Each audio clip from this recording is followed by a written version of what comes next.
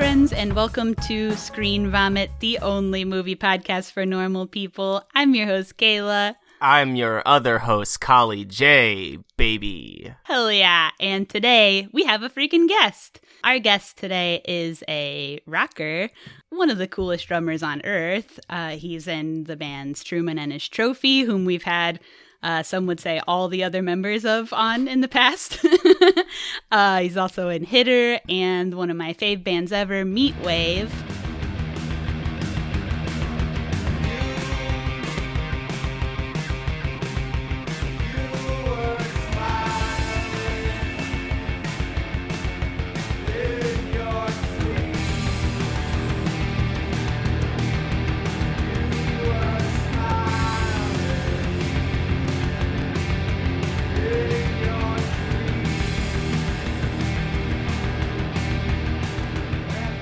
That would be our guest, Ryan Wisniak. What is up? Welcome. Thanks for having me. Hell yeah. It's overdue. You finally collected all of the Truman members. Yeah, now we have all the playing cards, and do I win something? Or Yeah. Hell yeah. I'll send you a postcard. There was a time when I think Chris gave me like 20 Truman CDs that I used to just take with me on tour and give them to people at shows. I'd be like, Do you like cool music? Take this CD and listen to Oh my God. band. Did he give them to you in like a plastic like grocery bag or something? I think it was like at a show. It was like maybe at your... What was that, a 10-year anniversary show or something that I played at Subterranean? Yeah. He was like, look, I have about 400 of these CDs. Please take some away from me. Kayla, please take these away from me. Oh my God. And spreading the joy of rock and roll is my personality. And that I did all across America for years. All right, Ryan, you have a new music video. Do you want to talk about it? Yeah, Hitter. So Adam lives in LA now, and the rest of us live here. So we couldn't really get together for a music video. So we just wanted people to video themselves rocking out to our song or doing whatever they wanted. Just kind of like a communal music video. And it actually turned out really great, and it was really fun. Hell yeah. I ended up filming my part sitting on the floor in my bathroom in front of my shower curtain, which is... You should have done it on the toilet. That could have been funny. Yeah, I really like my shower curtain. I ordered it. This collage artist, Eugenia Lawley, did it. It's just two people laying on the beach covered in bacon. Oh, hell yeah. But yeah, no, it was a fun video. And well, hell yeah. Hell yeah. We love to rock. Y'all are staying a band even though he moved to LA? yeah, I'm not really sure how like new music is going, but we're not like breaking the band up or anything. If we got a show offer, we'd probably try to play it. And imagine if you announced that you're breaking up the band right here. Actually, yeah, no, we're done. Now that I'm thinking about it. I'm in 3 other bands. I don't have time for this Hitter shit. Yeah. I'm just kidding. Totally kidding. Hell yeah. So what's your experience with movies? Like, do you watch a lot of movies or what? So actually, I started doing this maybe 5 years ago, but I work a lot. I always have worked a lot. I don't have a lot of free days to myself. Plus, so, in non-pandy, you're touring like 9 months out of the year. Yeah, or like my days off will be band practice or something, and I'm not complaining about any of that. Sure. It's great, but Well, you just broke up one of the bands, yeah, so now you'll one have of the bands is broken up, so there's only 3 left. Actually, 4. 5. God damn it. Simply can't quit rocking. Yeah, I'm in 85 bands right now. But anyway, if I have a day off, one of my all-time favorite things to do is walk to the Logan Theater during the day. I don't check the listings ahead of time. Oh, hell yeah. I'll just walk in and see what movie is playing next that I am interested in seeing or maybe haven't even heard of. And having a couple drinks, watching a movie. And that's kind of been something I've been doing for a while. Hell yeah. So I love movies. I love going to the Logan Theater. I can't wait to go back. Is Logan your favorite theater in Chicago, or do you have a different fave? I would say Logan Theater is my favorite just because it's comfortable and I can walk there. And yeah, that's fair. If I could walk to any theater, that'd probably be my favorite too. Yeah, like Music Box is cool. ArcLight, well, I guess ArcLight's done now. ArcLight in Chicago's done? Yeah, it's permanent. I think they're all permanently closed, Whoa, which that's kind of crazy. sucks because for like a nice theater, I prefer them over AMC 100%. RIP theaters. I was just thinking about, I mean, I'm always thinking about theaters because I was a big theater guy too. I love like, just like how you said, like just going and picking some shit you've never heard of and going to see it for fun. I love that shit. But yeah, I'd also say Music Box, film wise and architecture wise, Music Box has got to be the joint. But I don't love their popcorn. I don't think I've had their popcorn, to be honest. Oh, really? Yeah. I'm a big popcorn guy. Gotta have popcorn for a movie. And I'm actually allergic to whatever butter they use. Shit. Like I can eat it, but it like kind of fucks up my mouth for a few days. Yeah. Like kind of like a lot of people have that with like pineapple and stuff. It kind of like... Yeah, I also have that with pineapple, so, Yeah. So I'm sensitive, baby. But yeah, so I don't love their popcorn, so it takes it down a notch for me, but they're always playing the best movies. Kali, have you ever been to a theater in Chicago? Not that I can think of. We'll have to go one Chicago's day. was always like I'm going to go see a band To a show or something, visit yeah. someone. Yeah. Hey, you don't come here to go to the theater. Yeah. I mean, it's how many times... I love going to the movies in weird places. I do too. I really do love going to... Like, I'll never forget, there's a movie theater in New Orleans in a mall in which I saw The Secret Life of Pets, and I was the most hungover I've ever been, and I had to keep leaving because I was vomiting, and also the nicest theater I've ever been to. They had servers, and you had like big recliner shit. It was insane. Yeah. And I loved it. Like, looking back, I'm like, so glad that happened, because what an experience. I almost can't do a non-recliner theater anymore because I've been so spoiled by everything out here. All right, so speaking of being hungover and drunk, the movie that was picked this week is the 2018 film A Simple Favor. That's right, we're finally doing a girl movie after a string of boy movies. I tell you what, this was a hard one for me to get into. Not a lot of guys. This movie is ridiculous. Colin historically loves guy movies, and we've just randomly by chance here recently, like 5 of our most recent episodes have been movies about two guys.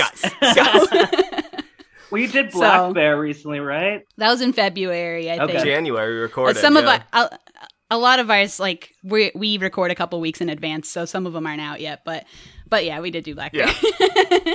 Anyway, so Ryan picked this film. Ryan, tell us why you picked this film without spilling too many things. Okay, so I actually have a story with this movie, and it's not even that cool. But Hitter had band practice one day. We were going to hang out afterwards. So we went and got margaritas, got some Mexican food, and then we wanted to keep hanging out. So we went to the Logan Theater, my favorite place in the world, and A Simple Favor was playing. I don't remember why we chose to see it. Maybe it was just playing. I don't remember.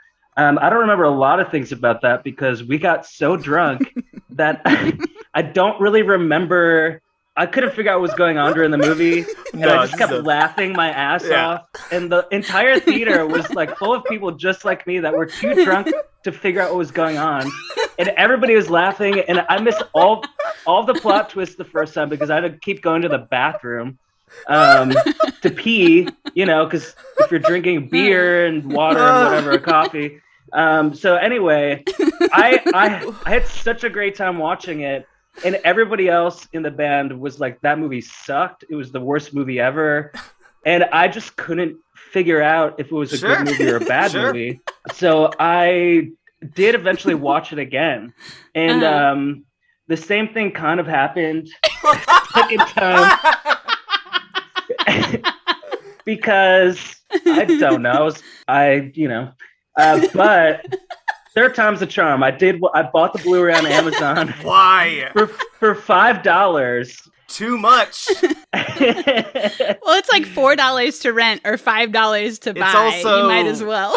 $0 to Google with a couple extra letters and numbers. Well, hey, I do own it now. If either of you want the digital copy, I can send you a picture of the download code. It comes with a DVD. It was one of those things where I was like, oh, maybe the plot twists are kind of cool, but they're not. This is, oh my god, this is the worst movie for drunks ever. Like, It's not a great movie. and having been to the movie theater drunk a couple times, you lose like probably 70% of the movie. Let's be generous here. Each time you go to the movie drunk. So like, if it's like a Marvel movie, you're having a pretty good time because you really don't need any depth or anything. But this movie is just like, are you paying attention? Are you paying attention? And to a drunk, it's just like, no, what is happening? I did have to rewind one time last night because I missed a part and I was like, wait a second, that might have been a plot twist. Gotta rewind. I like picked up my phone one time. Yeah. I came into this a little cocky because I saw this in theaters. I did too. And I was like, okay, I'm just gonna give it like I'm gonna watch it, but I'm not gonna like take notes or go intense. Watch it. Yeah, I'm like, I've been through this one. I'll take little notes, but I'm not gonna be intense. And I'd like stand up and have my Apple brand AirPod Max whatevers and the fanciest headphones in the world because I'm so rich. No, my girlfriend's dad gave them to me. That's the true story. Anyway, but I'd like I'd go pee and not listen and come back, and I was just like, a twin? All right. Wait, there's like 3 of them now? I guess I don't remember. And I realized I had just forgotten everything except for the best part of this movie, which is the outfits. Oh, Blake Lively. Yeah. Boy, yo, yo, yo, yoing. Oh my gosh. You know what I'm saying? Like, these outfits rule, except Anna Kendrick's. Anna Kendrick's look like a fucking 3rd grader. And it, like, or no, a 3rd grade teacher, I apologize. She did have one cool shirt. She wore this sweater with like the pom-poms on it. Yeah. Oh, okay, yeah, that was kind of cool. That was pretty cool. I'll concede that. Okay, before we get too far into it, I'm going to run through the cast and shit. Okay, so this is directed by Paul Feig, actor, director, producer, known for creating Freaks and Geeks. Also directed Bridesmaids and wrote and directed The Lady Ghostbusters. And the boys have spilled the beans on the 2 main stars, Blake Lively and Anna Kendrick. Do we need to say who they are? Blake Lively, known for Gossip Girl and Sisterhood of the Traveling Pants, I think. Yeah. Anna Kendrick, what is she most known for? Pitch Perfect and Twilight? The Twilight probably. movies? Those are probably 2. She's in so much. Yeah, you know I get her confused with Amy Adams, and I have a really hard time. And actually, all through my notes was calling her Amy until I looked it up today, and I was like, oh, it's not Amy Adams. Amy Adams is like the redhead. I just can't tell them apart. I don't know. I understand. Yeah, it's a thing. I don't know. They both have great range. All right, and then we also have Henry Golding from Crazy Rich Asians. Mm-hmm. There's a couple cameos in this that I'll bring up throughout, but one of the ones right up top is Aparna Nancherla, who's a stand-up comedian that I like. Yeah. So that's all I'm going to say for cast now. So, Kali, what's our critic scores? Critic scores looking very good. Rotten Tomatoes, we got an 84. Metacritic, we got 67. That doesn't sound as good. It doesn't sound as good. And all reliable Google users, 82%. So how is it so high? Glowing reviews. That's something okay, we should watch the trailer. Let's watch the trailer and then we'll get into the discussion. A few weeks ago, I met Emily, this wonderful, elegant person. Our sons brought us together, actually. Come here, little dude. Can me and Miles have a play date today? You drink? Does your kid drink? Maybe? I mean, it's never too early to start teaching I them. think you're joking, but great. J'adore mon poisson rouge. Every time we do this, I feel so high town. Want to trade confessions? No. Come on. What's the wildest thing you've ever done? She's an enigma, my wife. You can get closer, you can never quite reach her. She's like a beautiful ghost. Did you just take my picture? Erase it. I guess I'm probably not the kind of person you're normally friends with. Oh, you do not want to be friends with me. Trust me. Stephanie, I need your help. Are you okay? I'm fine, but I do need just a simple favor. Can you come over? Yeah. 5 days ago, Emily went missing.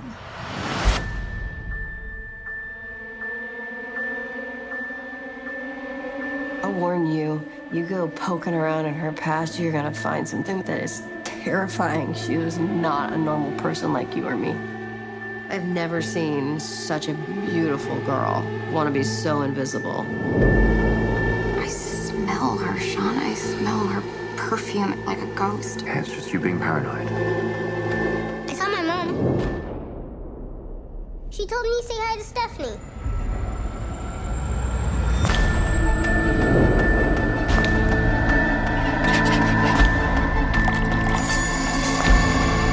Were you aware that he took out an extra $4 million life insurance policy on Emily before she disappeared? People do terrible things for their own reasons. He thought you knew more than you were letting on.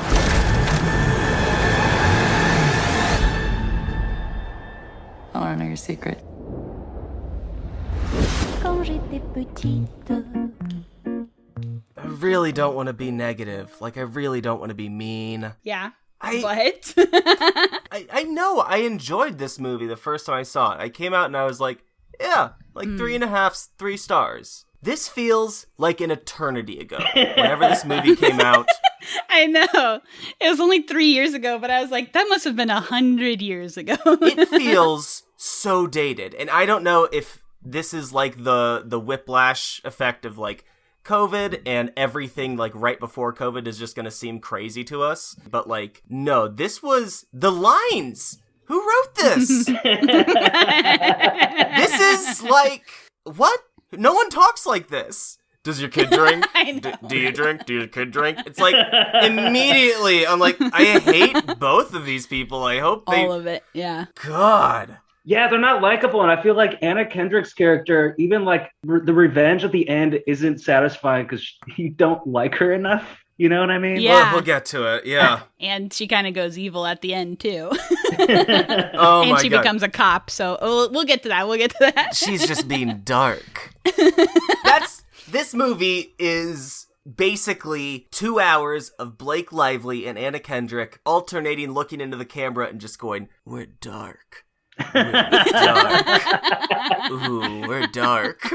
I'm dark. I have a dark past and a dark secret. Dark. Well, funny story. I, too, have a dark past and a dark secret. Oh, my God. What if we had another twist on this twist?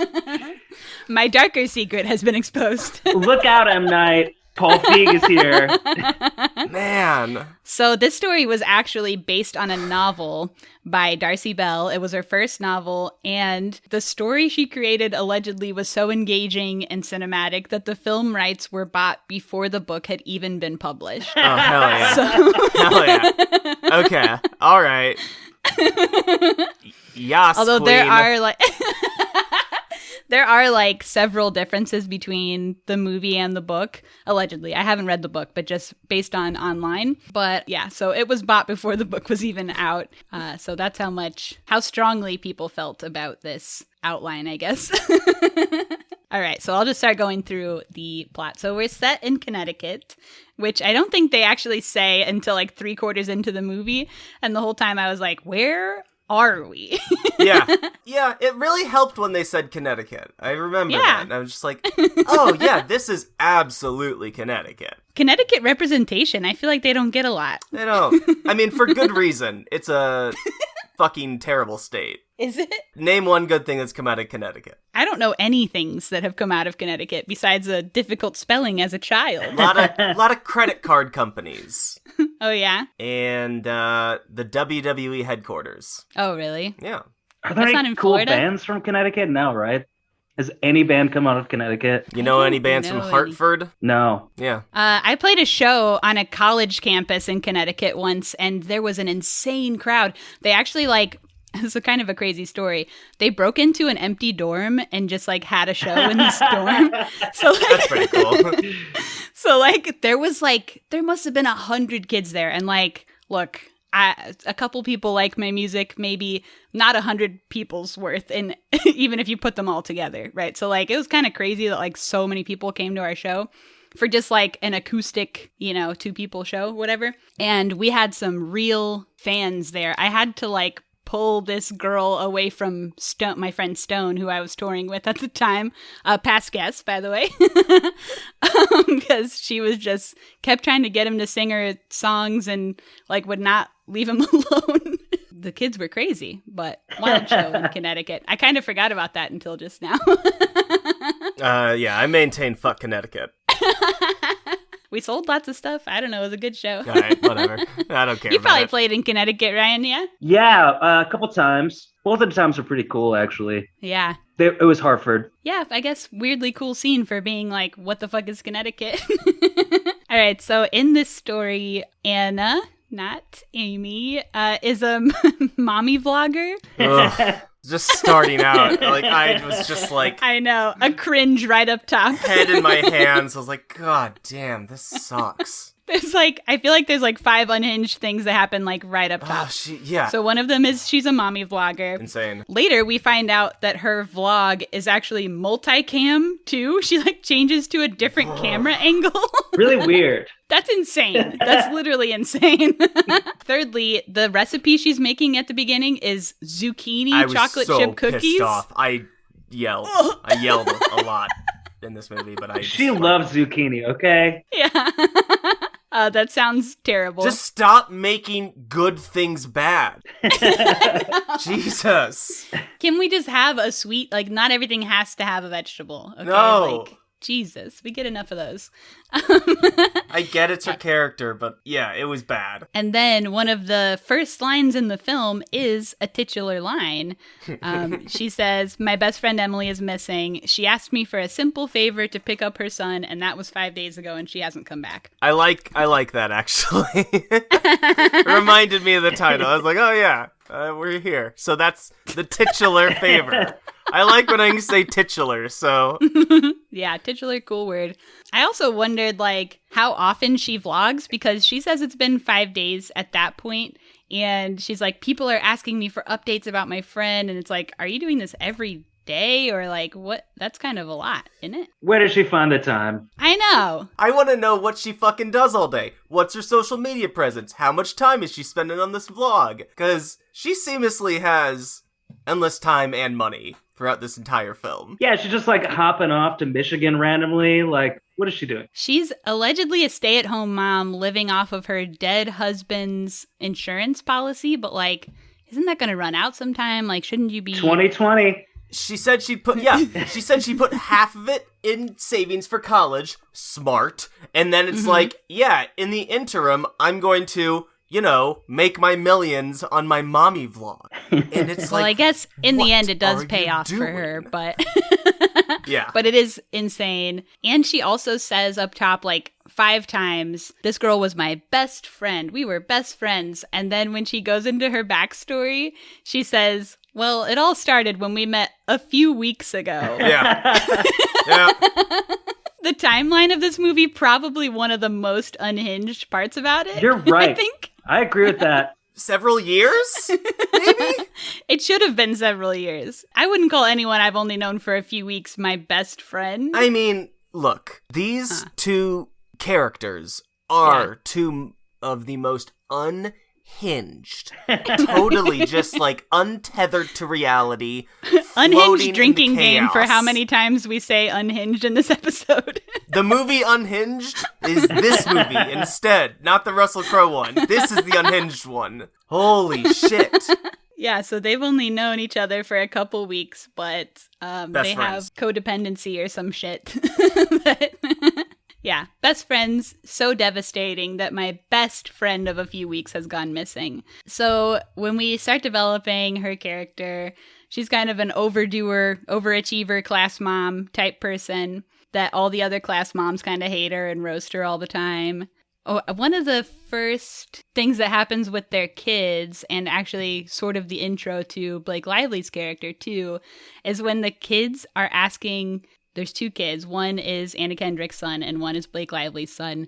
They're asking their parents if they can have a play date. Do kids say play date? No, I don't think so. I'm not around kids, but I don't think that's a thing. Kids don't. Holly, you would know. Yeah. Kids don't. They say, can you come over to play? Also, can I interrupt? Yes. Yeah. These kids, well, especially Blake Lively's kid. Yeah. Terrible, terrible actors. And you know what? Drag them. And I'm going to say that good for them, because if you're a child actor, this kid's career is over. Like, if this kid kept acting, No way. who knows what the fuck's gonna happen? Maybe, life could get really weird and dark because that happens to a lot of child actors. But this kid's in the clear because he was so bad in this movie that he's never getting another job in Hollywood. You're telling me you didn't enjoy every line being shouted, and just like aggressive and whiny? Yeah. I'm happy for this kid that he was so bad because he's never coming back again. He's gonna have a cool job doing something else, normal life. He's actually making smart business moves. Be in one movie that makes you millions of dollars for the rest of your life. You're set. And just be bad so nobody asks you to do it again. That's incredible. Oh, man. That being bad so I don't have to be told to do it again. That's a thing I actually do, though. And a classic boy move. So it's kind of on brand. Yeah. If I can't fix it, you're not going to ask me to fix it again, so. I'm just bad at doing dishes. Yeah. You're so much better at it than me. I've never done that one. That's really cruel, actually. I've had guys that I live with tell me they were bad at cleaning the bathroom before. I love that. I don't care. Then we'll have a half shitty bathroom. Anyway. So yeah, unhinged of them to ask their moms for a quote play date. And then that happens several times throughout the movie too. The term play dates, you could have a drinking game for that one too in this movie. Yeah.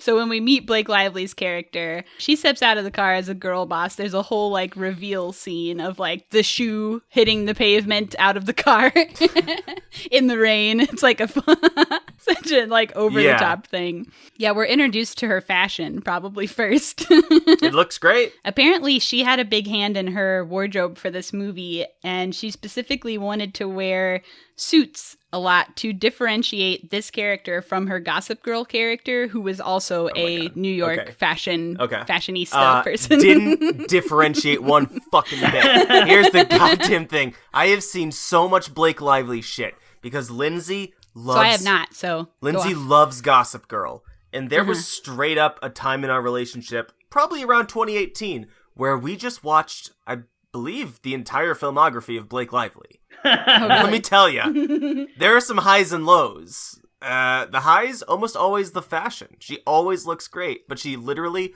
always looks the fucking same. Her face never changes. She's always, gorgeous. And that's, great. But, oh boy. She looks great, but I tell you what, she's shit. She's a shitty actress. You think so? Yeah, no, she's just a terrible actress. That's all it is. She started detaching all these parts of her outfit at one point.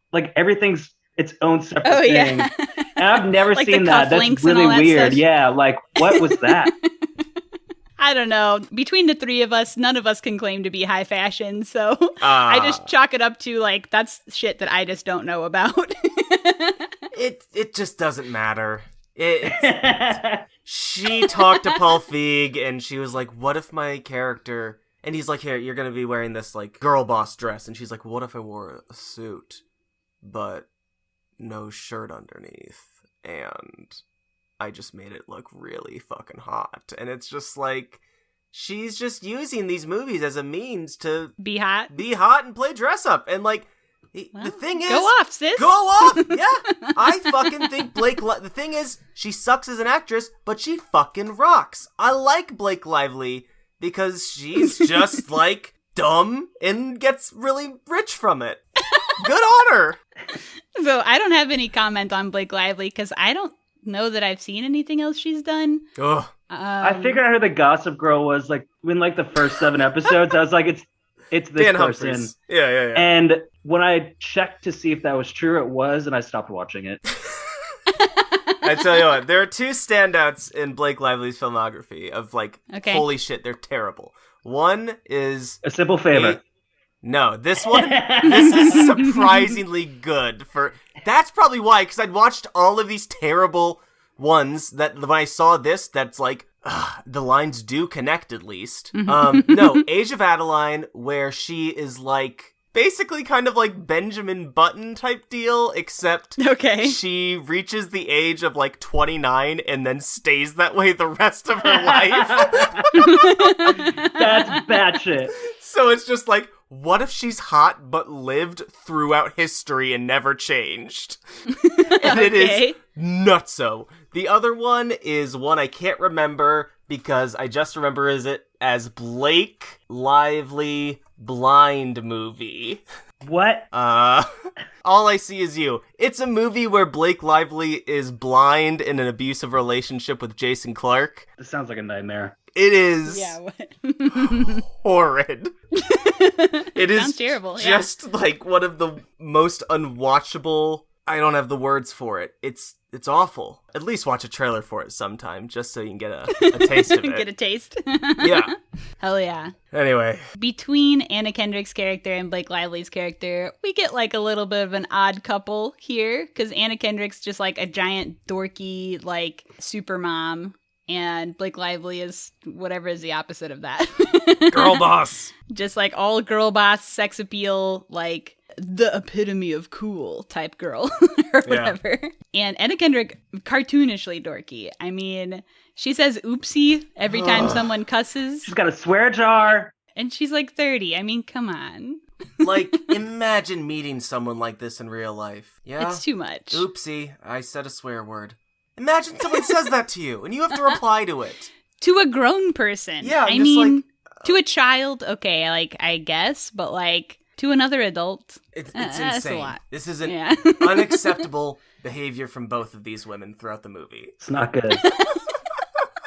When we go to Blake Lively's house, because they do have the play date, the director of photography, John Schwartzman, who's actually Jason Schwartzman's brother, was inspired by the brightly lit poppy colors of Blue Velvet, the David Lynch movie.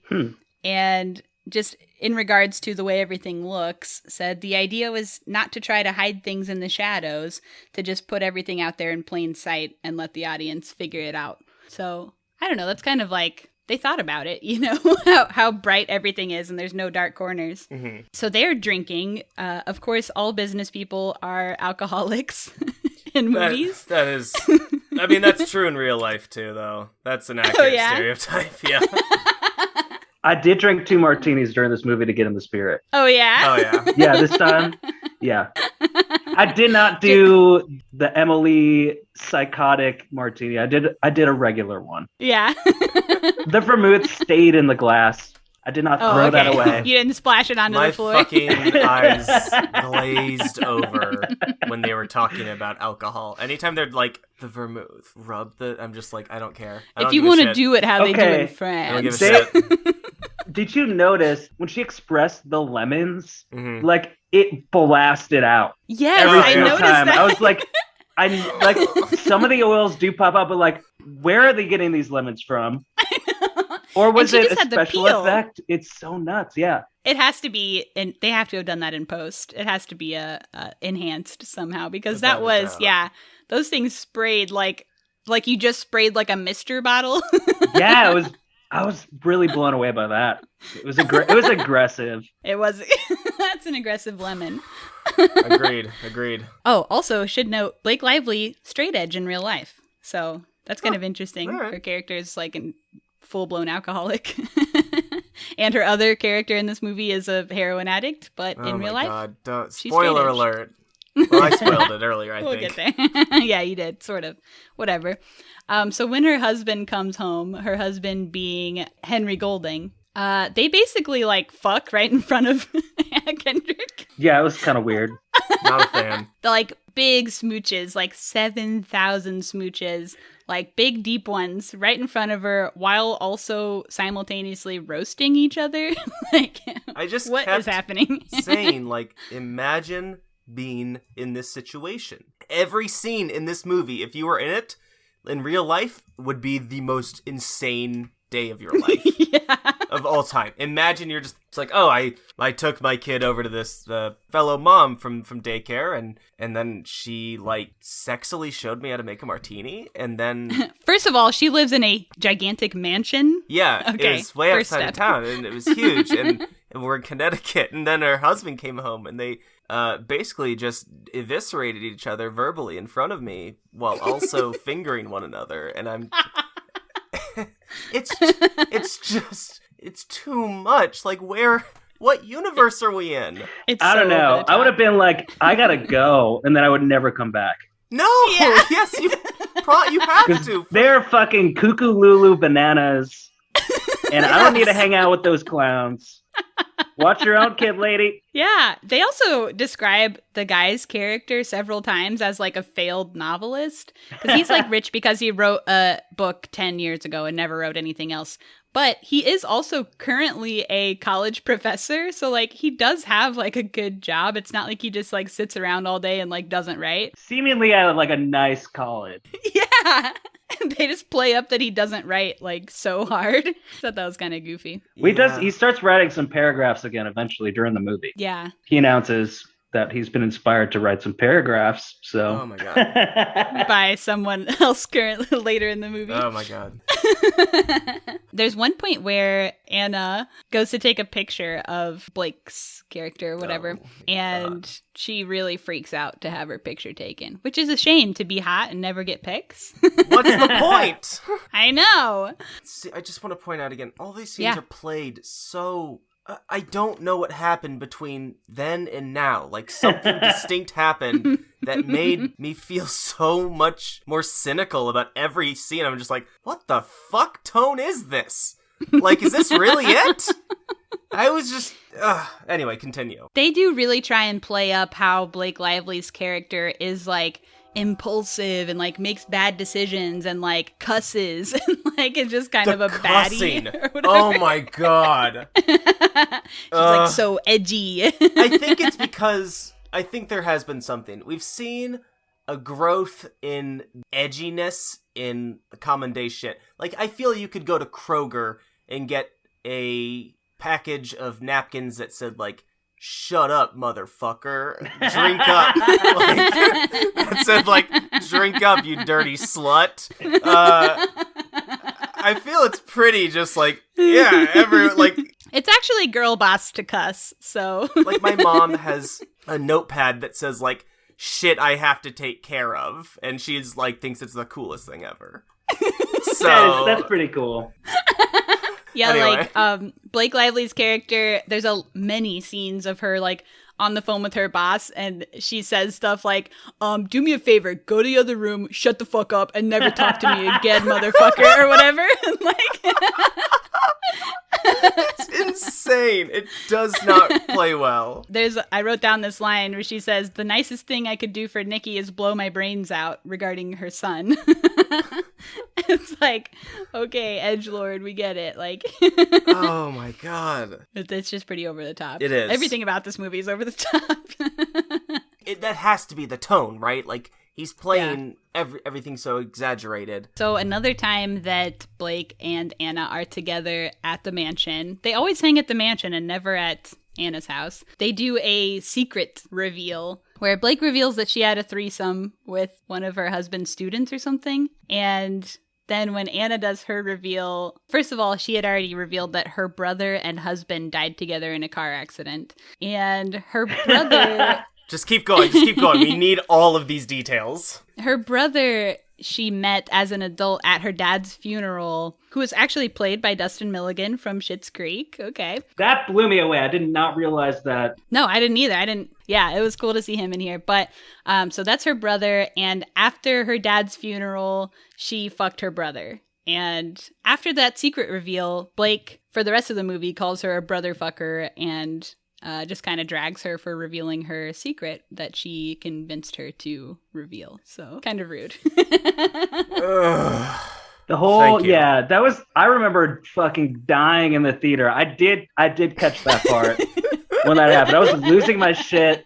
Also, I don't know why incest is becoming so, like, is it because of Game of Thrones? Is that what's up? That correlates. I think that's what I've heard. So fucking dumb. That's what started it. That correlates really well. Stop with the incest, everybody. You don't gotta fuck your brother. It's fine.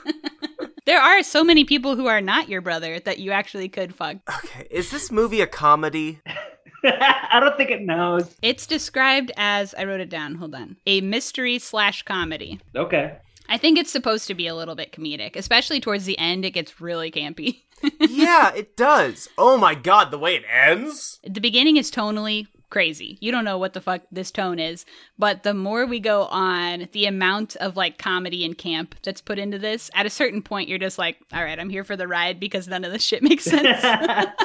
It's shot like a fucking bright noir film. Yeah, I think that's kind of what they're going for. Noir films always dark, but they're just like, but what if we had the brightest character and made everything bright? Yeah. Sure, that's something, I guess, but I hate it.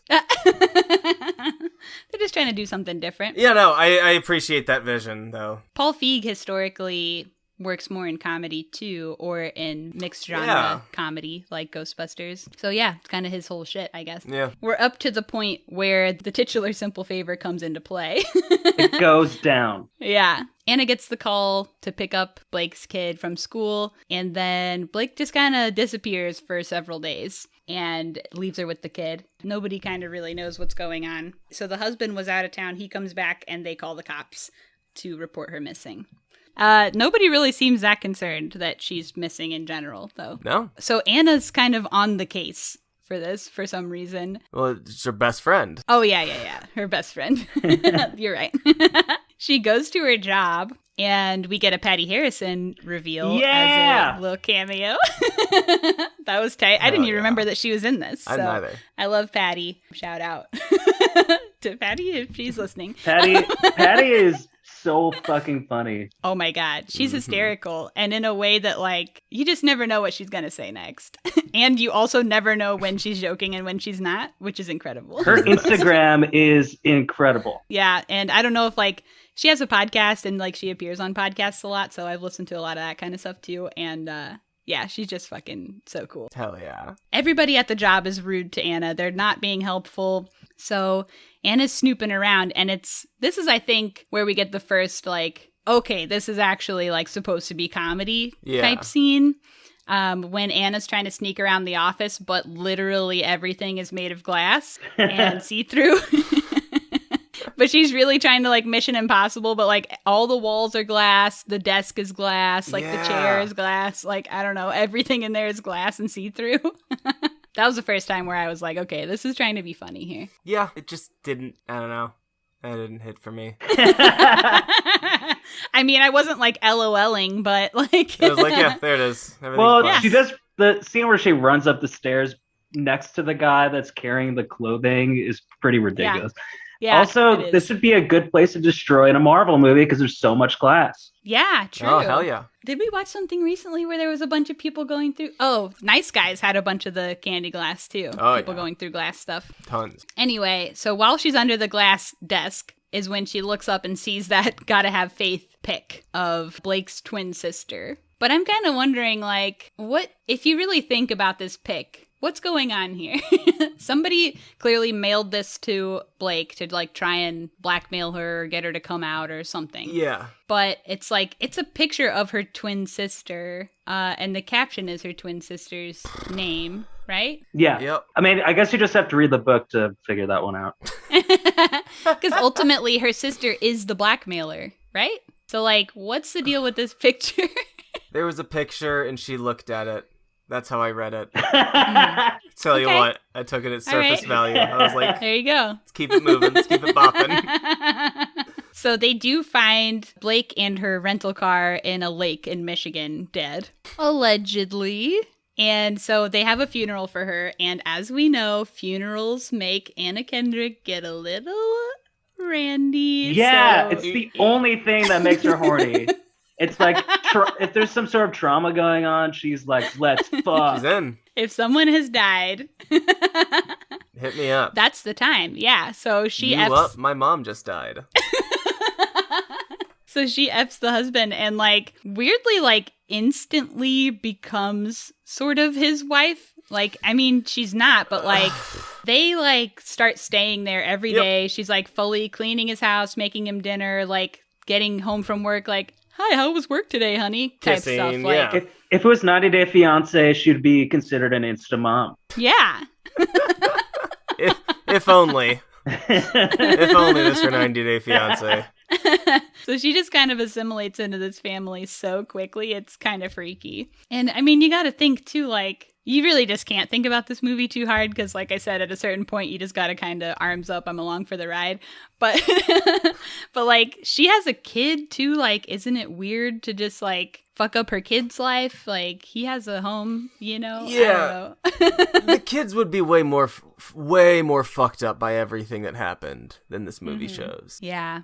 So at some point, she's trying on dresses in the closet, and a cop comes over to interview her, and she gets stuck in the dress, of course. Oh my God. It was all pretty clowny. The cop is like a weird jerk to her and also seems to be working harder than like any actual cop. And therefore I have to come to the conclusion that this is propaganda. Yeah. I've never heard that phrase. That fucking rules. Propaganda? Yeah. Really? God damn. Twilight is propaganda too. Never seen it. Yeah. Never seen Twilight. Okay. You don't need to. No, I don't. That's the only other one that came to mind immediately. I've seen this movie, but I haven't seen The Brooklyn Godfather. Nine-Nine. Yeah. I've seen Brooklyn Nine-Nine. That gets accused of being propaganda too. That's fair. Just because it's like, it's kind of like stuff that shows cops are like good people who like work hard too, you know, or whatever. Like, But or they're not. anything that really like paints cops in a good light, really Yeah. at all. Law and Could Order. be considered propaganda. Yeah, Law and Order. When we all know cops ain't do shit. Yeah, I struggle with that in Twin Peaks a little bit, but still love it. Yeah. Sure. This is when we get the clue reveal that the husband took out an extra $4 million life insurance policy on his wife, Blake, right before she disappeared, which makes him seem fishy. Yep. And now it's extra fishy that here's Anna in his house wearing his dead wife's clothing. Yeah, it's kind of weird. When she goes to spy on him at his job, she sees him hug one woman and is now pissed off. She's been sent into a jealous rage. Yeah. Yeah. I get that. After sleeping with him exactly one time and knowing him for a total of 3 weeks.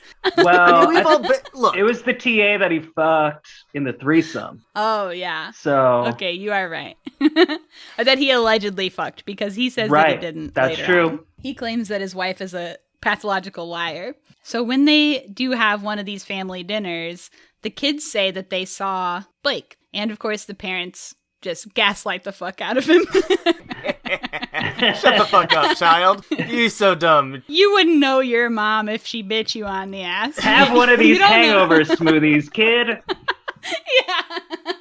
You don't know what your mom looks like. Oh my God. Oh, that rocked. They did make a big deal about giving the kids those hangover smoothies and like, oh, it's like 10 servings of vegetables or whatever the fuck. And the kids literally take one sip and they're like, okay, go get ready for school. I don't think they got their full serving of vegetables. No. After how big of a deal they made about it. And if you look at his table, actually, anytime somebody's cooking in this movie, whether she's doing her mommy vlog or the time when he's doing those smoothies, they have like $600 worth of vegetables on the table. It's insane. Like an entire 2-week CSA has been dumped onto the table. I actually watched this movie last night and I had a dream that I went to my friend's house and he had so many vegetables. He had 15 eggplants. I just realized that was why. Because they literally have so many. How do you even have space for that many vegetables? Farmers don't have that many vegetables. Like, it's crazy. Oh my God. There are so many details in this movie. This movie's like all There details. is. It's all details. It's so much like for me to say. So Anna starts suspecting that Blake is still around. She says she can smell her. I don't know about that. You know what I'm saying? I don't buy that for a minute. A rich woman shouldn't be stinky. I'm trying to decide what's important and what's not. Like, we probably don't need the story of her, like, stealing his mom's ring and fucking once on an airplane. Oh my God. We don't. You know why? I forgot about it until you just said it. What?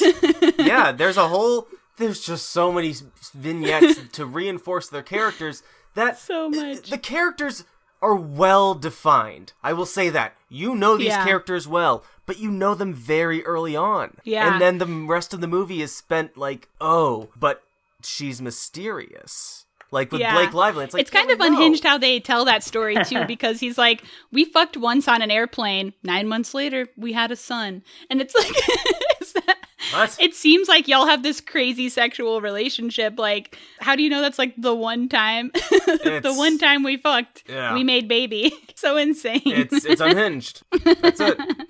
Yeah, so then we get a big sit down between him and Anna. I'm sorry, but he's kind of cringe in this scene. Yep. I mean, he's like, oh, Blake, I'm just calling them their actor names, whatever. Yep. Blake always like kept me on my toes and like made me anxious and I never slept well, but he literally says this, you rebuilt me. You see me. You understand me. And I was... you're being so cringe right now. It's like, basically, you're my muse, and I love you, and move in with me. And like, this is all too much. They've only met a few weeks ago. His wife died like a few days, like not even a week ago, I don't think. Like, what the fuck is happening? I had no idea. I just kept saying, huh? Okay.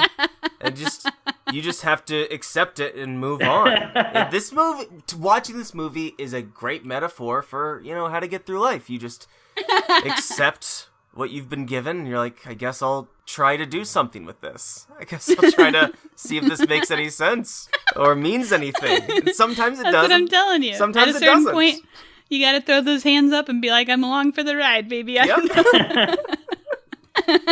So she weirdly agrees to move in, even though this guy is super cringe, and it's her best friend's husband. I don't know. It's all so crazy. She takes all the stuff out of the closet and packs it away, even though she clearly wants to wear the stuff. Mm-hmm. But then she leaves, and when she comes back with her stuff, all the closet stuff is back in its place. So spooky. Then she gets a phone call from Blake. Yeah. So now it's like certified she's alive. Sort of. They still haven't... I think the guy still tries to gaslight her a little bit before we get to fully 100% she's alive. And when we get a flashback around here, too, of when Anna's husband found out that she was fucking her brother, and then is like, is my son even my son, or is it your brother's son? Oh my god. I'm never gonna find out. I saw you touch his arm once. You don't look like brother and sister. I'm gonna drive my crazy ass car into a median. Is that what he did? Yeah, just drives it straight into a median and kills both. What was of up them. with that car, by the way? That was an aggressive car. It was a vroom For vroom like car, a guy yeah. who like is a suburban guy with a kid and a wife type guy, like that car Anna's was character out of is place. not dating a guy with that car or married Right? to. Yeah. So the car was out of place. The whole story is unhinged. And then like, what was the end goal for him? Like, okay, I kill both of us. Now my son goes from having 2 dads to no dads. Cool. Like, Oh my god. The opposite what? of Mamma Mia 2, where she accepts all of her dads. Good way to look at it. So this whole thing is so unhinged. Oh my gosh. And when she had told Blake that story, they smooched. So Blake, bisexual icon in this movie. Also, more trauma horniness, because she is talking about a trauma and gets horny, and they make out. Hell yeah.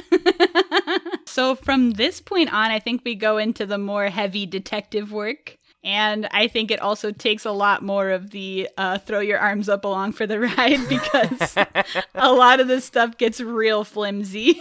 Oh yeah.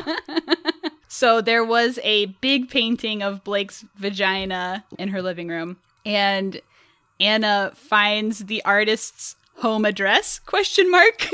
And goes there. And the artist, Linda Cardellini. Yeah. Always great to see her. Cool cameo as a stone cold knife dyke, which we'd love to see. It's just like waving knives around, painting knives, stabbing knives into the table. I loved her character. Knives do rock, to be fair. She has a little backstory with Blake, but the important thing is Blake had left one single item at her house years ago, and that item is, of course, the t-shirt belonging to the summer camp she went to as a child.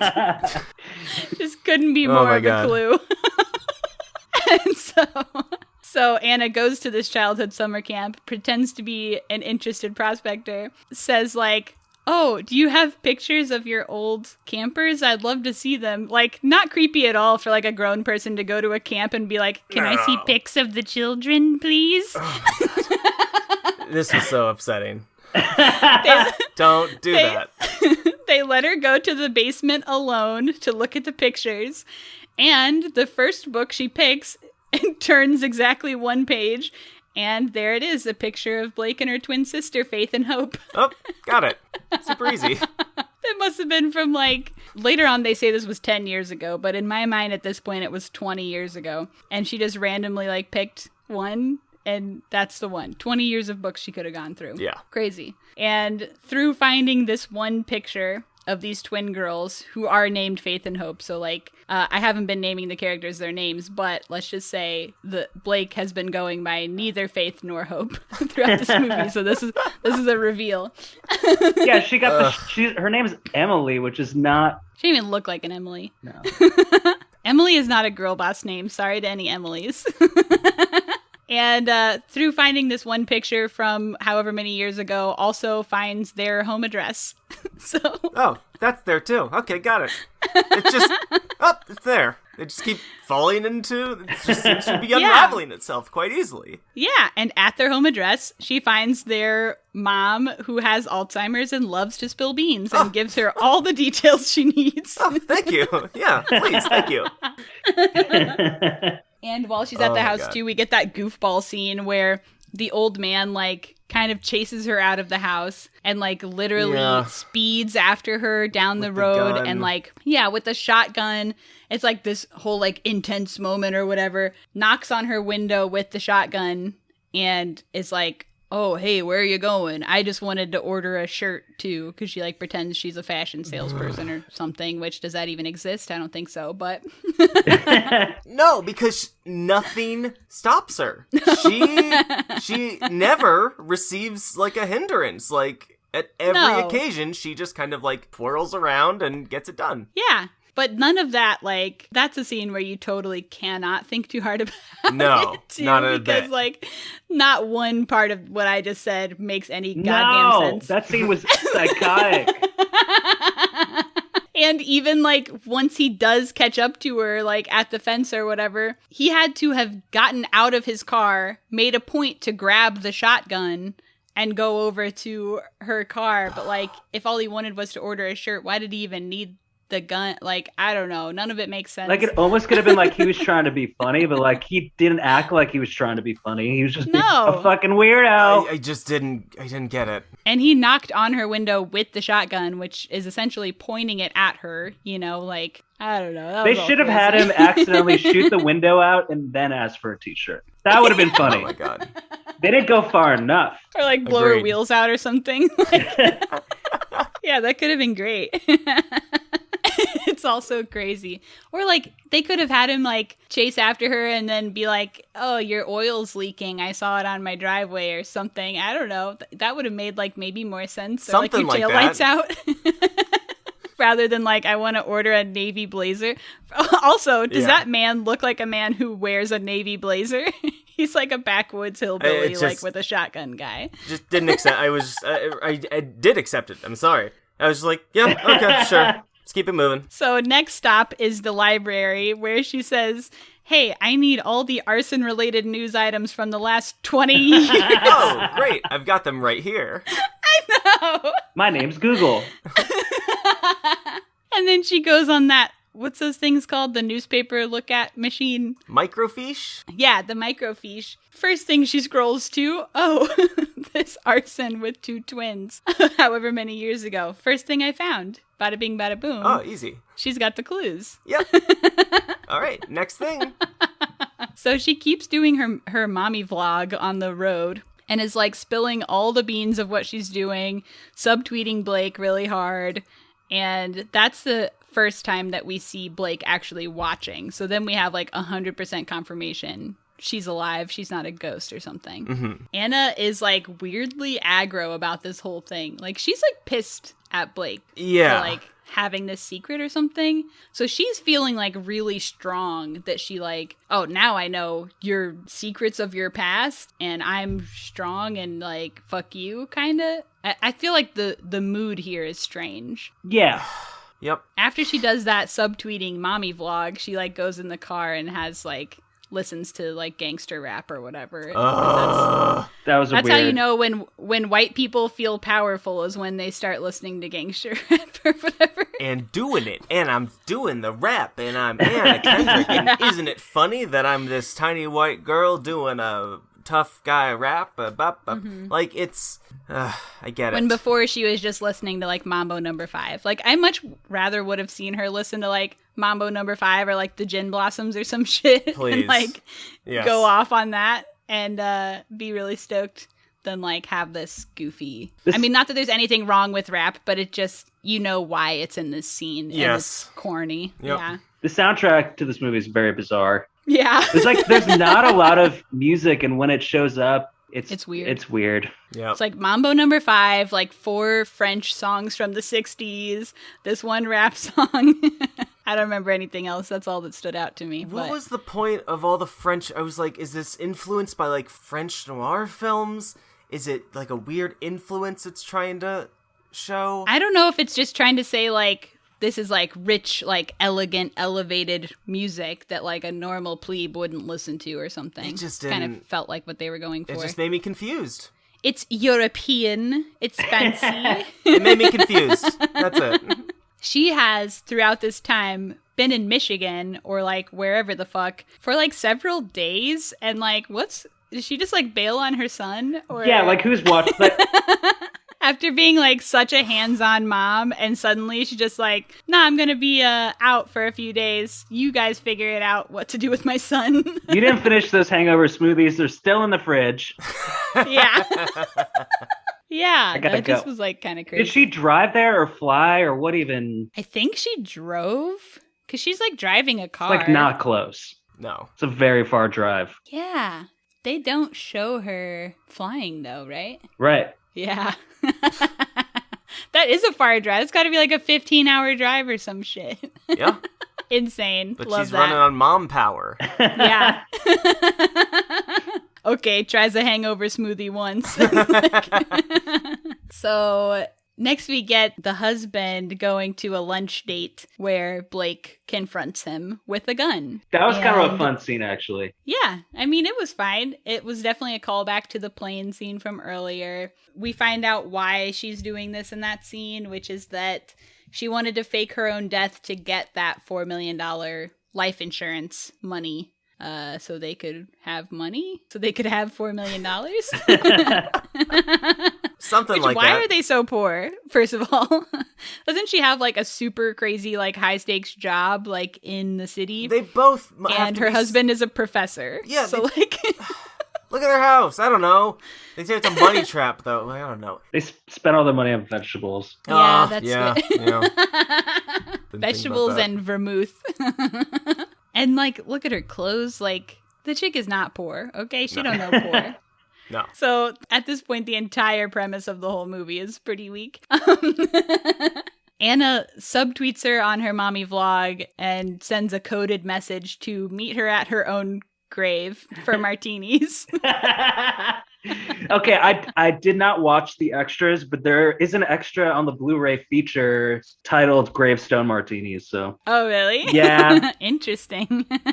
The gravestone, too, is like a 5-foot tall gravestone. For people who don't have any money, quote unquote, that shit's damn expensive for those headstones. Yeah. And for like such a huge one was just pretty goofy. And that's the scene where Blake shows up with a nice suit with no shirt underneath and just titties to the wind. So really going for it here. And they have a little face-off while they have grave martinis. And that's like another scene, I think, where we get some of that like unhinged dialogue where it's like, okay, I know your story. What, your mommy had words and your daddy then got physically violent and you and your sister had to do it to him. I don't know. They're just like so dramatic and insane.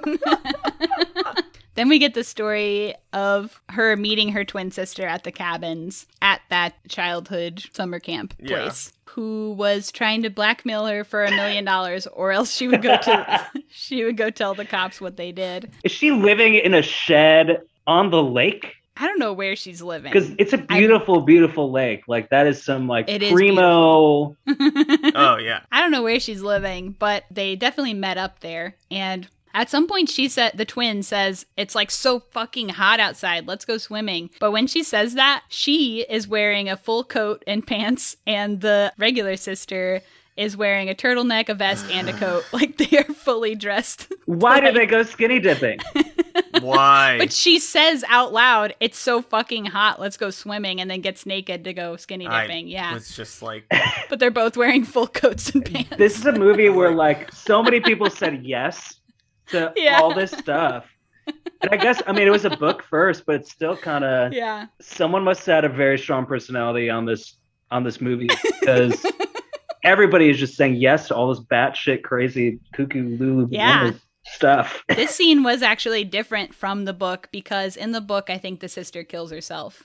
Oh my god, that's so different. Jesus.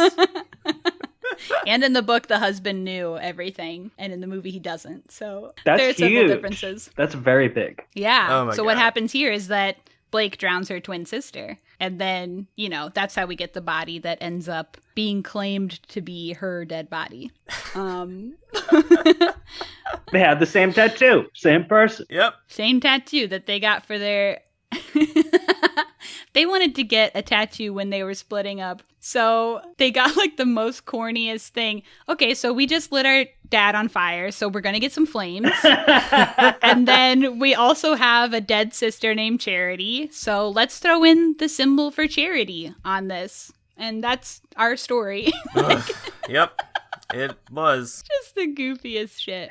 So Anna agrees to scheme with Blake to frame her husband to say that he forced her to fake her own death for the insurance by being abusive. It's also thin from here on out. It just gets thinner and thinner. So you're like, why does Anna agree to scheme with Blake when she's like a terrible friend and now she's in love with her husband and now she's gonna commit him to jail or whatever? But it's because she has a second plot twist behind her back that she's going to fake agree to the evil plan to get a secretly taped confession of all the evil things she's done. Sounds because great. right after this, they all end up at the house, even though wouldn't he have like a protection order or something if the whole thing is he's abusive towards the wife? I don't know. It's so thin. Anna pulls a fake gun and fake shoots the husband. There's like 10 plot twists right here. It's crazy. It really is. Blake like allegedly knew everything before they got there and cut all the mics from the cops. And then called the cops, pretended to be Anna, and said, hey, we're going to meet up at this other place instead. Now the cops aren't coming, but, like, wouldn't the cops have known that, like, their mics were cut? There's, like, none of this makes sense. They went to the other parents' house, and they were smoking a bong. Yeah. What? Yeah. Why? Like, what's going on? It's medicinal. I've got a card. I know. He's like, I have a bubble in my eye, or like whatever he says. Just so goofer. Then Anna does a big reveal that she's been live streaming the whole thing on her nanny cam on the button on her shirt. Got him. Onto her vlog. But she did let the husband get actually shot before she revealed that she's been live streaming. He had been shot for quite a while by the time. He's bleeding out on the floor. And she's still having like a quip argument with Blake. While he's bleeding out on the floor, the whole thing's been live streamed to like who knows how many people. And the cops still went to the wrong house, even though the whole thing was being live streamed too. It's like, what the F is going on here? It's crazy. So anyway, Blake takes off running, of course gets comically hit by a car in the middle of the street by the other class dad, who's now on Anna's side. Yeah. And he has great lines here where he hits her with his car and then says, America's hybrids, silent but deadly. And then says, you fuck with one of the moms, you fuck with us all. God. So just incredible. And that's we're pretty much at the end of the movie. Anna's character totally changed by the end of the movie. She is not the same person at all. And then we get the incredible 6 months later post text update. That was fucking hilarious. I was dying laughing. Wasn't one of them she's like solving crimes? Or she solved like a bunch of different crimes or some shit. First of all, her vlog was turned into a morning show. So it did pan out for her that she spent all her time vlogging. Great. Yeah, she has a cold case agency that has brought over 30 dangerous fugitives to justice, is what it says. Dangerous fugitives. As just like some mom, like, there are actual cold case cops, you know, like... But some random mom has brought 30 dangerous fugitives to justice somehow by doing actual work. By being lucky and getting all the information right away. Yeah. Something like that. Yeah, so now she's a cop. So unfortunately she is canceled though. Sorry. And now she's dating somebody from the city, which was like a big thing for her. That she would never date somebody from the city. I didn't get that either. Very funny detail that they added. Yeah. Just goofy. And the husband wrote a second book. Okay, so his muse pulled through. The wife, Blake's character, serving a 20-year prison sentence for killing both her dad and sister and shooting her husband. Only 20 years for all that? Seems a little light to me. Well, she gets really good at basketball. They show just like the tiniest scene of her playing basketball and like have something that says like, oh, she's fitting right into prison life. But I think it's just because she was like cussing so much. Criminals love to cuss. If there's one thing we know about criminals, they do cussing and play basketball. Oh, it'd be so funny if there was a movie where like the criminal refused to swear. Yeah. I don't know. It wouldn't be that funny. But so that Piss Jeans band, they have this thing where like he never swears in the lyrics, but he does on one of their newer albums, and they bleep it out on the album. It's really funny. Like it's like a joke. I don't know. Yeah, it's a running bit. Yeah. Hell yeah.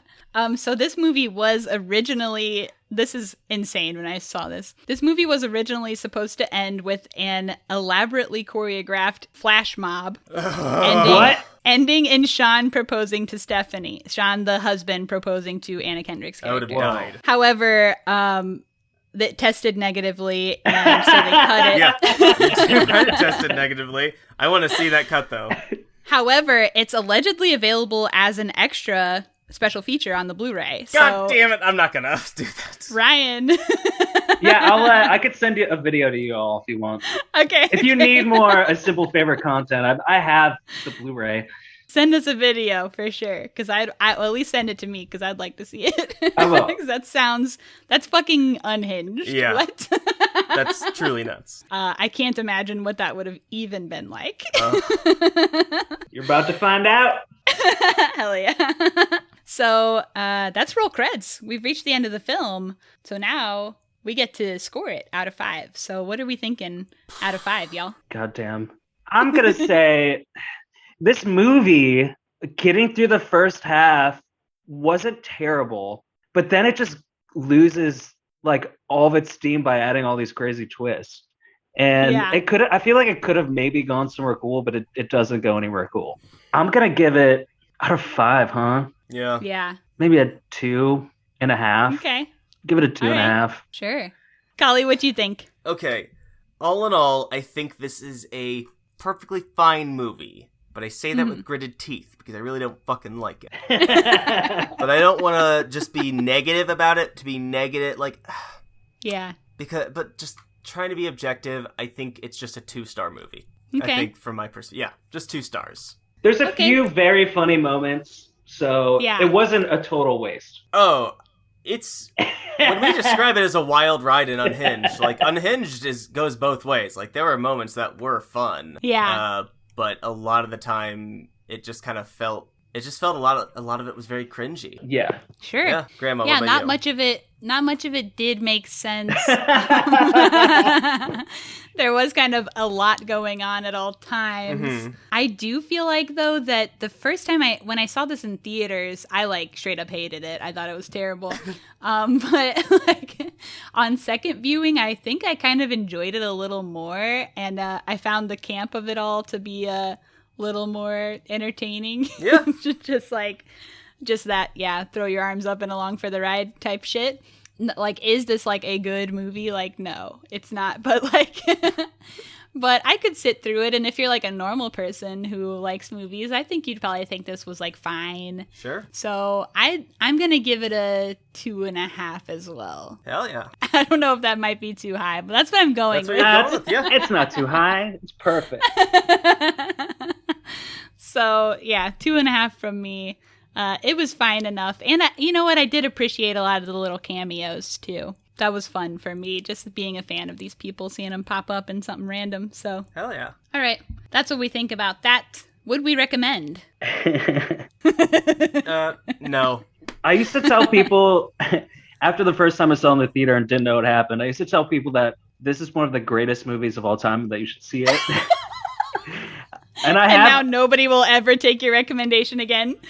I did get at least one person to watch it, and she had to watch it in 2 sittings and was like, do I have to finish this movie? Well, you got to get to the end. So what would you say, yes or no, now? I would recommend watching it one time and have like a couple martinis while you're watching it. Hell yeah. Okay. Not 3 or 4, but 2. Okay. I'm going to say no. Hell yeah. Now it's time for Screen Vomit.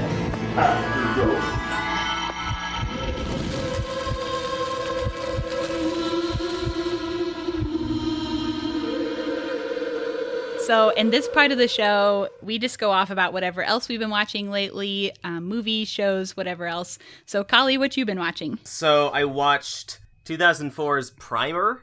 I've heard of this. I haven't watched it, though. It's a lot. Yeah?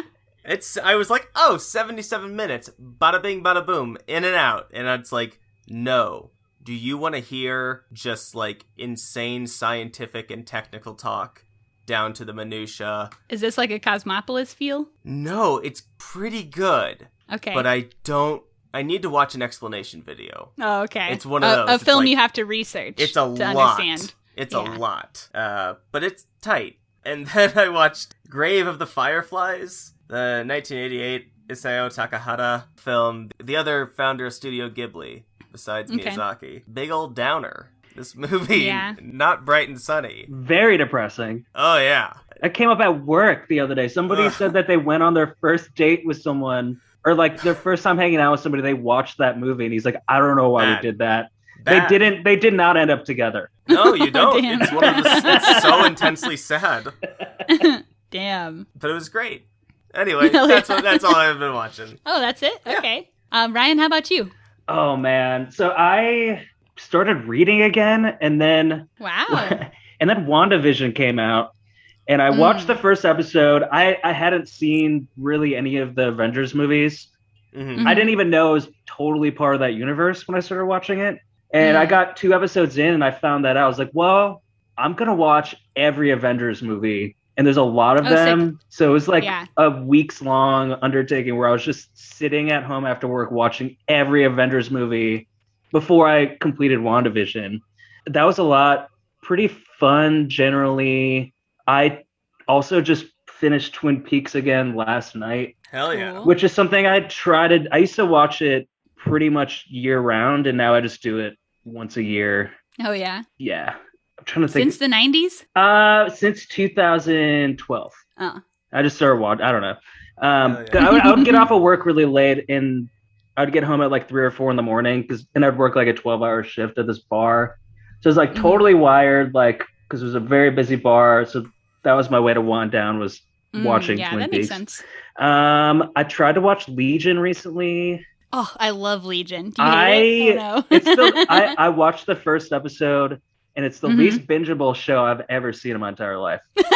Like, you can't watch 2 episodes of that show in a row. Let it pick up a little bit, then maybe it'll get easier. Yeah, I only saw the one. There's a lot of setup. There's a lot of setup at the beginning, but once it gets rolling, I think Legion is one of my favorite shows of all time. I think it's an incredible show, and I think you'll like it if you stick with it. Yeah, I definitely will. I like need some new stuff. There's only 3 seasons too. I feel like I'm mentioning a lot of shows that you all mentioned when Chris was on, but I haven't kept up with it. But there's the new Riverdale season, and apparently, can I spoil something? Yes, you've announced that you're spoiling it, so here comes a spoiler. I wasn't gonna keep watching it, but apparently aliens get involved. Whoa, really? So now I dropped off of Riverdale on I've watched through season 4. 5 is what's coming out right now, right? I don't even know. All I know is when Archie goes to that prep school, I wanted to jump out the window just like that teacher. That was horrible. Especially after like season 3, which is like one of the best seasons of any show I've ever seen. This is exactly what I said. I'm telling you. I said the same thing. Season 3, incredible. So many you never know where it's going to go. It goes so many places. There's like 30 episodes in a season. Fucking It's awesome. insane. Incredible writing. Season 4, I totally agree with you. That's exactly what I said, is when he went to that prep school, I hated everything or most things that happened after that. It was corny. I don't want to watch some like sad boy prep school sack of shit. Yeah. Trying to solve what I don't even know. Yeah. Not my favorite I haven't character. picked up the new season. Yeah, there was not enough Cheryl in that season, so it was not that fun. Yeah. Yeah. But yeah, I have been watching Winter Soldier, or The Falcon and Winter Soldier. I guess I'm just gonna be subscribed to Disney Plus for the rest of my life now. They just keep coming out with stuff. Ugh. I know, that's how they get you. Yeah. Is that all? Yeah, pretty much. Cool, hell yeah. All right, so I watched a couple things.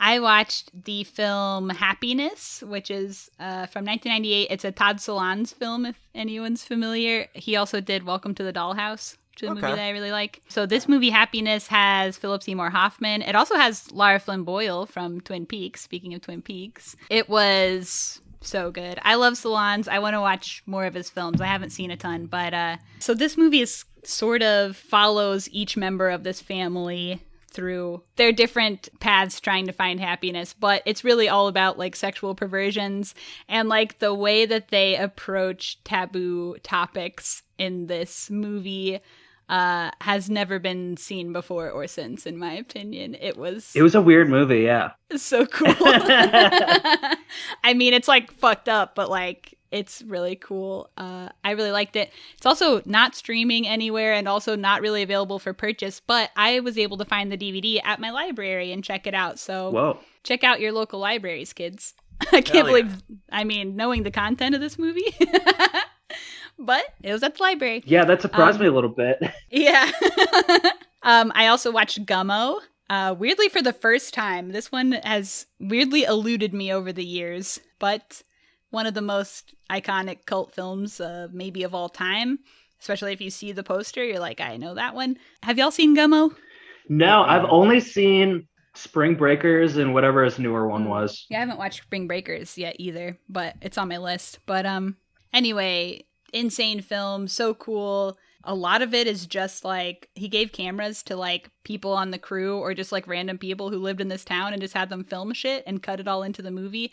It's also a Chloe Sevigny movie, which I didn't even know she had anything to do with it. So that was a big blind spot of hers for me as well. So cool movie, Gummo, check it out. Okay, I got 3 more. Oh yeah. I watched The Letter Room, which is a short, an Oscar-nominated short. It stars Oscar Isaac and Alia Shawkat. I didn't think it was that good, but Oscar Isaac's really good in it. Hell yeah. But it's like 33 minutes, and they just don't really go that far. And also, he's a cop, so it's like, eh. So The Letter Room, don't really recommend. And also makes me kind of sad. I kind of remembered why I don't generally watch Oscar-nominated stuff. Like Oscar bait stuff. Yeah. Just kind of a little soulless. It makes me sad that Oscar shorts are the only shorts that some people watch when there are so many cool shorts in the world. That's a good point. Okay, and then I watched this movie, Marriage Material, which stars Kentucker Audley, who I talked about on the last episode. It is like a 55-minute movie, so it's like very short. Sort of character study about a couple who babysits an infant for a day, and then the girl gets baby fever, and just kind of going through what goes on in their relationship after that. And the chemistry between the two people, incredible, and was just super real. It was a pretty cool watch. Okay, and then last one, a short, actually. This was a good short as opposed to a bad short, like Letter Room. So this one's called Nobody Likes You As Much As I Do. Okay. It's directed by Jersey Rose, who's a Chicago guy, or was, recently moved to LA. Also in it is Joe Swanberg, who directed Marriage Material that I just talked about. Okay. It's about a couple who vacation to France and encounter some hijinks. The short's really good. And that short is now also in our Google Doc for good short films that you can find in our link tree at any time and watch good shorts if you want to see shorts that are not Oscar nominated but are worth watching. Hell yeah. Okay, cool. That's all I've been watching. That's all for me. Oh, wait, can I add one more? Yes. Okay, so this is kind of tying this movie in with the Leah Shawkat, Okay. who you mentioned. I really enjoyed Search Party. Oh, I love Search Party. Yes. The new season kind of blew me away. I was not expecting I that. haven't finished the new season. I think I've watched like 7 episodes. It's so but good. I've watched everything else. Where A Simple Favor seems confused about its tone, I feel like Search Party manages to do comedy, drama, and thriller, like in a way that's just mystery. So they do such a good job of it, and it doesn't ever feel confused. And I love that they have these totally ridiculously hilarious scenes, but then it goes to the other end of the spectrum, like sometimes 5 seconds scary later, and like super intense. Yeah. Also, everybody that's on that show is incredible. Yeah, even having like people who are in any other role, like super funny, like comedic performers, and then have them be scary people on the show. Like, I think that's really fun too. Yeah. Yeah, shout out to Search Party. That show rocks.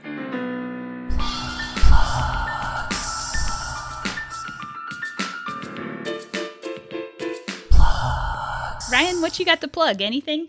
Tell people where they can find your bands and stuff. Meatwave and Hitter and Truman is Trophy, and they're all on Spotify and Bandcamp and all that. Meatwave did just put out a new single. We have like an EP recorded that we're going to put out. Got an LP recorded that we're going to put out, and then we're going to work on another LP. So, oh hell yeah! So we're working on stuff. Y'all are busy. Hell yeah. That's about it though. Yeah. Hell yeah! Meatwave also. Can I tell you this song? That's all right. Was that on the split? That's on the split with Lifestyles, right? Yeah. I think that'd be a great song to put in a movie. I love that song. That's one of my favorite songs to do. It's really fun. TVH, I agree. And to me, that's a song where you kind of have to listen to it like 10 times in a row and not switch to a different song because it's just got such a great vibe. But I do think that'd be a great song for a movie. If any movie people are listening, put Meatwave's song in your... Yeah, put it in there. We're down. I just think every time I listen to it, I really think that'd be like such a great song for a movie. Anyway, there's an additional plug for Meatwave. All right, and for us, you can find us on Instagram and everywhere else at Screen Vomit, one word on all the things. Give us a subscribe if you haven't already, and a rating and review, please. A nice one if you're nice. You can send us an email at screenvomitpod@gmail.com or tweet us with your thoughts on this movie or other movies, suggest a movie, send questions, whatever. Hey, if you want to hear me talk about labor, union, stuff like that, I got a podcast called How to Fire Your Boss. It's up on all the stuff. Hell yeah. Nice. And I don't know what we'll be watching next week yet. Sorry. We'll figure it out. All right. So thanks, Ryan, for coming on the pod. Yeah, thanks for having me. I know this one there's just so many twists and turns that it was probably a lot of work. Nah, this was fun. And it's kind of a break from, we've been doing a lot of heavy stuff lately. Yeah. Maybe not our last episode, but just like in general. So a cool, like goofy one. Yeah, this was refreshing in a way. Yeah. Pretty fun. Yeah. All right. So that's all for us. So we'll see you everybody else next week. Bye. All right. Bye. Thanks.